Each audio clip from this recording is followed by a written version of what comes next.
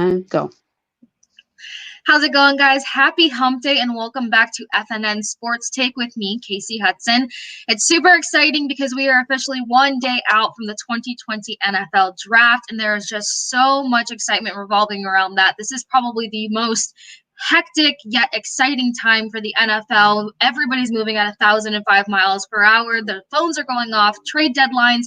There's just so much taking place, and as much as we make mock draft after mock draft and we have analysts chat it out, you really don't know what's going to take place until that absolute moment. You can gather an idea, but I live for the surprises during these times. I also live for the underdogs that get those opportunities and those looks that they've deserved all this time. The hard part now, as we discussed last week a little bit, is the fact that teams didn't really have that exact schedule that they usually go by regarding pro day, regarding one-on-one workouts, regarding inviting guys out to tour facilities and, get those chances to really pick up on their personalities and work ethic traits. So it's going to be interesting to see if any guys kind of get a climb due to this different way of procedures taking place due to coronavirus. So let us know if there's any underdogs out there that y'all think need that look, that should get that opportunity or that climb in this draft now that we're going about things a slight differently due to the coronavirus. Now, I know we've talked about Tua a lot, but he obviously is one of the most exciting players right now because, again, he had a great collegiate career take place. It was ended shortly due to injuries. And then, of course, there was the toss-up of conversations of what he deserves, what he no longer deserves, what's exaggerated, et cetera, et cetera. Well, bottom line is that it sounds like Tua is either heading over to the Chargers or the Dolphins. And a lot of people are saying that the Dolphins might possibly pass up on them. Both of these AFC teams do need a solid quarterback. The Chargers, just got rid of Phillip Rivers, who has been part of their dynasty since 2004 when he joined them. The thing is, my personal opinion, and I'm happy for anybody to go against it on it or just, give me your input, is that Phillip Rivers is obviously great. He's an 8-time Pro Bowler, and he's done solid things for the Chargers in his time there. I think he was consistently mediocre. That's just my personal opinion, and I am actually happy that it was time for them to dismiss him and move forward.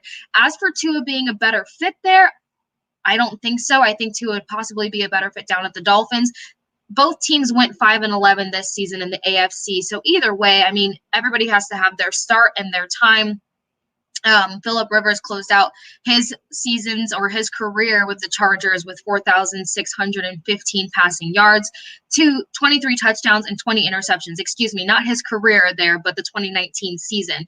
20 interceptions for Phillip Rivers is, a bit much, so you kind of saw his progression slowing down. As for Tua filling that, if you look at their body type as quarterbacks in comparison, it's not the fact that I didn't like Phillip Rivers. His stature, his abilities in the pocket when he first got there and, a couple years in was pretty solid, but the progression died down as time went on, and it wasn't all on him. Again, teams are supposed to be built around your quarterbacks, and he didn't have all the pieces that he needed consistently or at the same time. But as for Tua being a fit there, I don't see it. The Dolphins will probably be a better option, but there was conversation about Justin Herbert heading to the Dolphins and being a better option because of what he did in college. And we talked about his statistics in comparison to Tua's. The bottom line is that if Tua got to finish out his collegiate season, he would have either matched or surpassed Herbert's stats. So people have discussed whether Herbert or not will move down the ranks on the first round of the draft. A lot of analysts now are actually saying that Herbert will probably start heading towards the bottom of round 1, but I wouldn't be surprised if he does get snatched up beforehand. But let us know your thoughts. Do you think Herbert or Tua would be the better option at the Dolphins? I personally don't think Tua is the best option for the Chargers, so I'm going with the Dolphins pick. Let us know you guys' thoughts on that.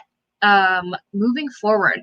So we've heard obviously a lot of stuff in the headlines about the people that the Patriots lost, but what are they going to do now? They're calling them the building team. They're saying that they're back in the building phase, which they are.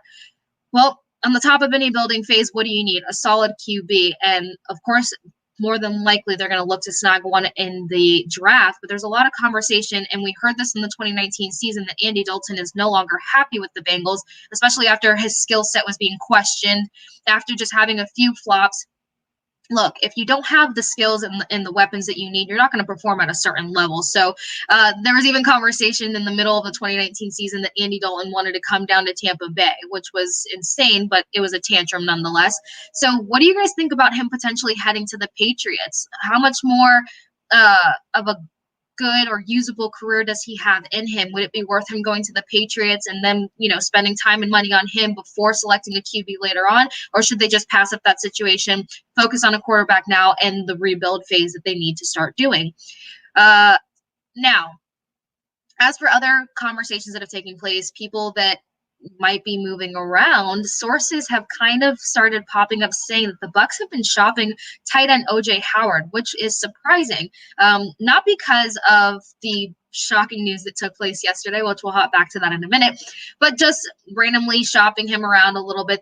There was conversation of the Redskins potentially needing him or wanting him, and now they're saying that the Patriots might want him. Talk about a swap for swap. After the Tampa Bay Bucs made a huge move yesterday, thanks to Tom Brady.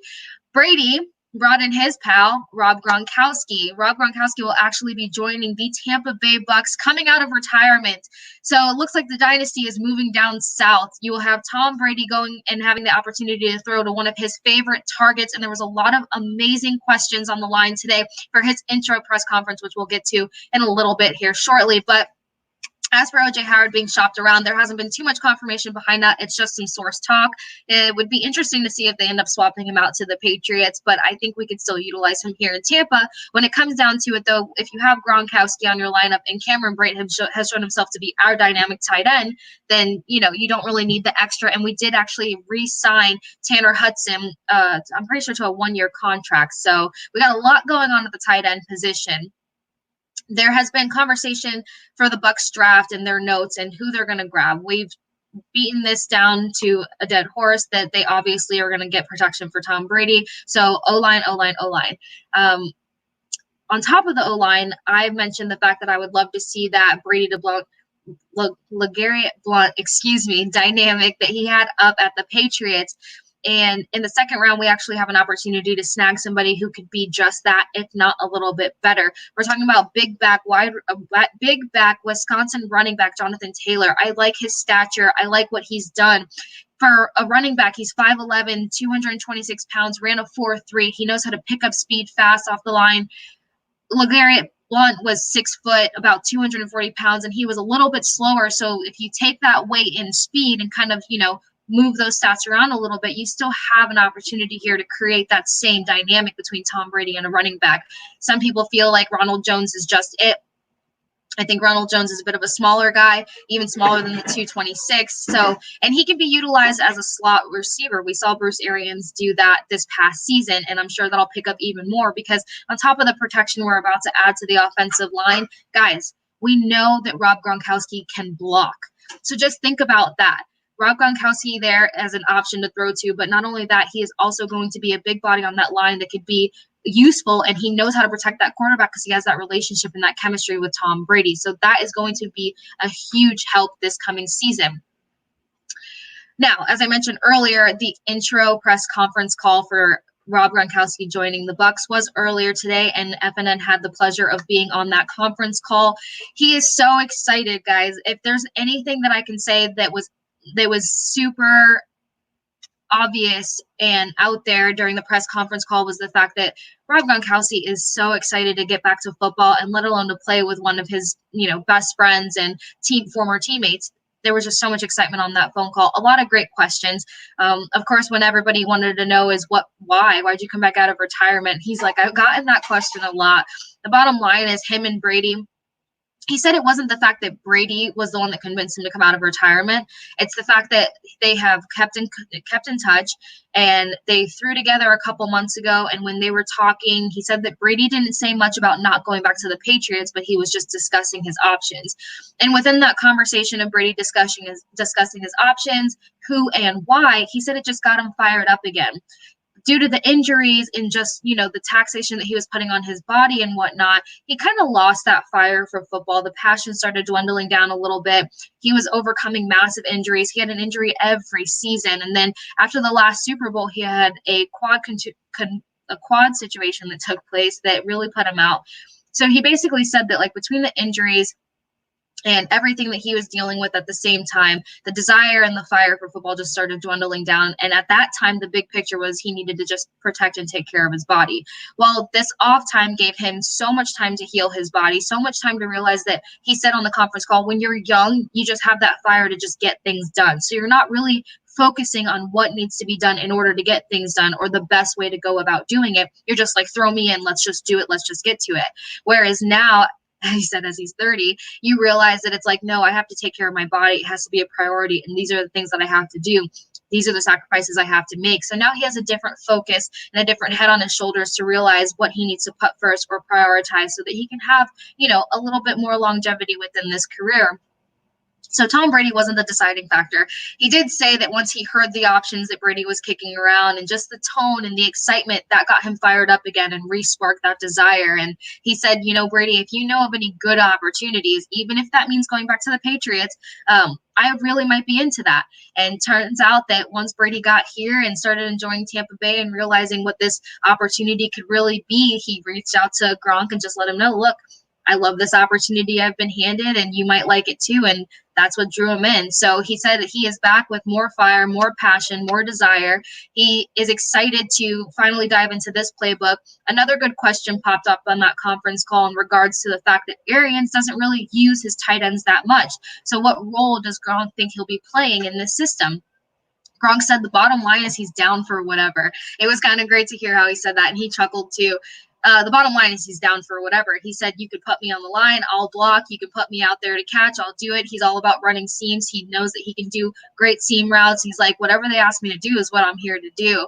So he hasn't put much thought into like the playbook of Bruce Arians. But let's look at it this way, guys. When you first get a part of a team, which this was Arians' first year coaching with the Bucs, you're in a developmental stage. And the way that Arians came in, there was a lot of focus on what is going to happen with Jameis Winston. So if all your focus is on your quarterback and what to do with him and to minimize his mistakes, you're only going to utilize a certain percentage of your playbook. And on top of that, head coaches already only utilize a certain percentage of their playbook.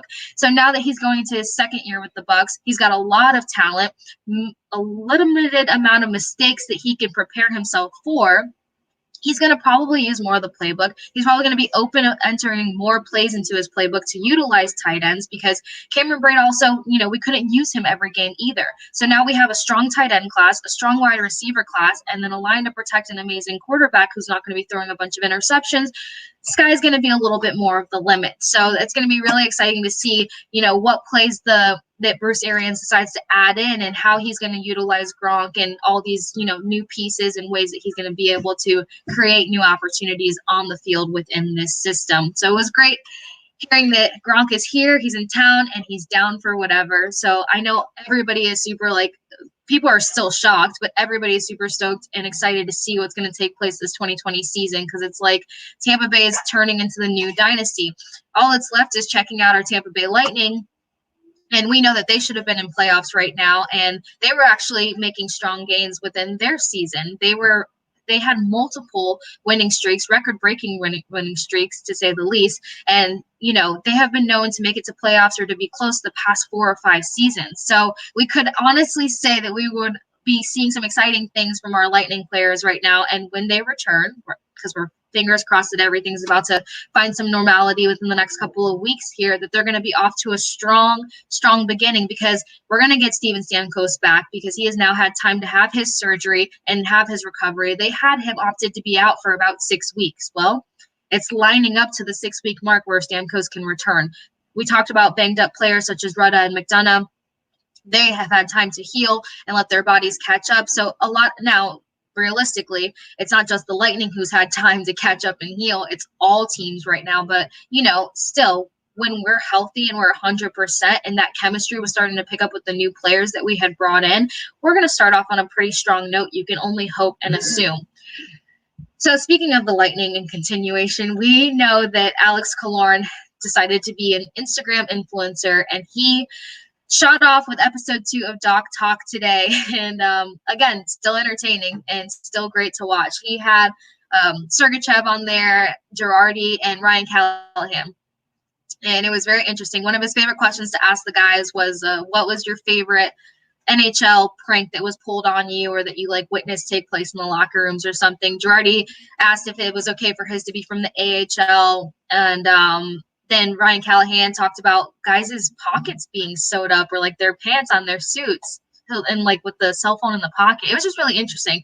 The hockey world is a whole nother world in itself. So they talked about pranks. They talked about their time in their career with the Lightning, because obviously Girardi is an alumni. Both guys actually, between Girardi and Callahan, played for the New York Rangers. So there was just a lot of fun stuff that took place on Doc Talk. Obviously, you got to head over to Killorn's Instagram to catch that full episode and everything that he talked about and the guests that he had on there. Sergachev and him had pizza and wine on the dock. It was very romantic. But the one fun thing that we talked about is that he hands out prizes once he's done with his interviews, and now he's got T-shirts made. So Killorn, you're solid and super legit with this Instagram influencer situation you've got taking place now. I'm pretty sure that, you know, whenever you're ready to hang up the skates, you've got a whole new career ready and waiting for you. The Doc Talk T-shirts, though, as fun and popular as they have now become, of course, Killorn has a bigger meaning behind it. Every shirt you can buy at TampaBaySports.com, and all proceeds go to Hillsborough County Education to help out all the kids that have been put in extremely tough situations due to COVID-19. You know, we've talked about how this has impacted all sorts of people, but if you think about what took place in school, from some parents who can't sit there with their kids and go over these lessons and it be received the way that these students need, some kids who the only meals that they would get is when they went to school. So there was a lot of things interrupted in some of these youth's lives, and it's very tough to even realize, you know, the impact that's taken place. So it's amazing that Killorn's allowing all these proceeds to go to help them so that these kids can get food in their mouth and get tutors on virtual to help them out so that they're not going to be displaced when the 2020 school year comes into play. So hats off to Killorn. He's actually going to be our community hero for today's episode, because that is a big deal. So once again, TampaBaySports.com is where you can go to get a Doc Talk T-shirt. And even if you're not into the Doc Talk, you know, it's an amazing cause to support. So the biggest thing I want to leave off on tonight, guys, is Tampa Bay about to be the new dynasty? Are we about to replace Boston? Because we know Boston sports have, whether you like them or not, you know that they're going to bring the heat that season, that year. They're always contenders for the longest time. You know, the Boston Bruins, they're amazing. The Boston Red Sox have their seasons, and then the Patriots are the Patriots. So is that all that energy, is that shifting down to Tampa? We're obviously not going to see what much takes place with the Rays until their season kicks back up. But last season, they didn't do too terrible. And there's been weird conversation of the team actually getting moved to Canada or somewhere else. That conversation hasn't resurfaced, and those sources have not been confirmed. But for now, we can at least talk about the Tampa Bay Bucks and the Tampa Bay Lightning, two solid teams, two amazing seasons that everybody's looking forward to resume, to see what takes place and where we're going to be championship-wise. So as for now, guys, that's it for us tonight. Don't forget the 2020 NFL Draft kicks off tomorrow. So much excitement. Wish these guys luck. Comment below and let us know, where do you want to see your favorite player and who is your favorite player. As for now, again, continue staying safe, continue staying smart, and we will see you guys on Friday.